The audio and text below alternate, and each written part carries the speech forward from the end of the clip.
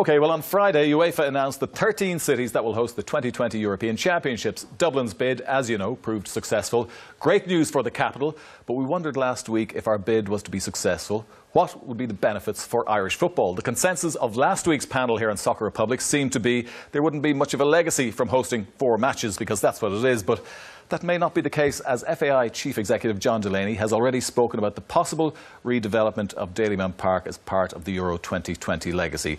This particular notion, Brian, is only in its infancy. First of all, do you think it's something that can reach fruition? And also, how happy do you think Shells would be to ground share with Bowes over at Dalymount? I don't know how happy Shelbourne will be. They've had their own difficulties in recent seasons. But, you know, we're talking about something 6 years away. The league is running at the moment, and a lot of the grounds are in poor state of repair. Apart from, I would say, Sligo Rovers and Cork City's ground. Shamrock Rovers to a degree, but they need to get sorted out the back of the goals. The rest of the grounds are badly in need of investment and redevelopment. Who should make the investment? Because the clubs can't do it themselves. Yeah, but the FAI have got to make a contribution to that. At the moment, the league fees are costing the clubs a fortune. There's heavy fines for very small misdemeanours. Yet the money for winning the league itself is quite a small figure. And the clubs are struggling for resources. The commercial side of most clubs has been very tough in the modern environment. The players' wages have been reduced substantially. But there has to be investment from the governing body. There's been huge investment in ensuring that they got this part in the big party in 2020. It's good for business, though, isn't it? Where's the investment in the league, Peter? We've seen the problems recently. We've had a match called off because the pitch wasn't good enough, because the penalty spot was in bad shape. But another match called off because the lights weren't working, and then a top of the table match in Division 1 was played at 5:45 because they couldn't get the lights fixed. So, sorry, Brian, we do have to keep in mind, though, don't we, Stewie, that they do have a massive debt to pay off in terms of the Aviva. Is that a major noose around the FAI's neck at the moment, or should the finances be managed a bit better, that there is more investment in the league and that we're not just relying on some sort of windfall from Euro 2020? Yeah, well, my understanding is that the bank debt was restructured probably to kind of help that situation out.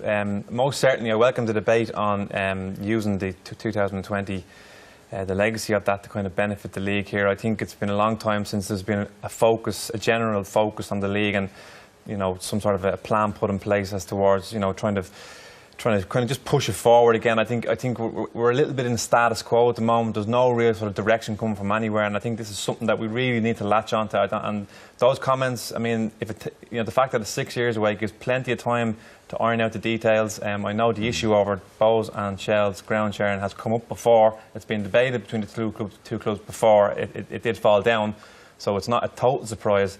But I think it's a positive. I think we need to, stay on the case. I think this needs to be debated out a hell of a lot more, and hopefully, it can something the league can really, really benefit from.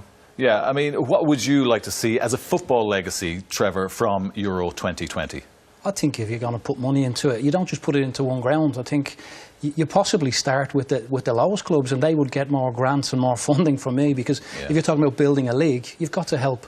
The clubs that don't have the resources need more help than the powerful clubs. So it has to go through the league. To just do Dalymount Park, I don't think that would be the answer to helping the league. It would certainly help Bohemians. It would certainly help potentially Shelbourne if they move in with them. But I think we need to look at the whole league and to try and put structures in place. It's not just about Dublin. There are plenty of clubs outside Dublin who also need investment in terms of ground development. Absolutely, to strengthen the league. And possibly teams within the first division. There's so much talk. Trevor, Stewie, we need promotion of the league and the games. The 2 best games I've seen in football, any level, have been the last couple of weeks, have been that games. But not an awful lot of people knew those games are on. We need, there should be a task force actually set up to work on improving the league and the whole image of the league and getting people to go to the games and the whole scene around it. Yeah, sorry lads, unfortunately we've run completely out of time, and maybe it's a subject we'll get to in the coming weeks, but if Euro 2020 and Dublin securing its place at the top table will generate debate and some benefit comes from it from Irish football, well, we'll all certainly welcome that. But as I said, I'm sure it's a debate we're going to return to. Unfortunately,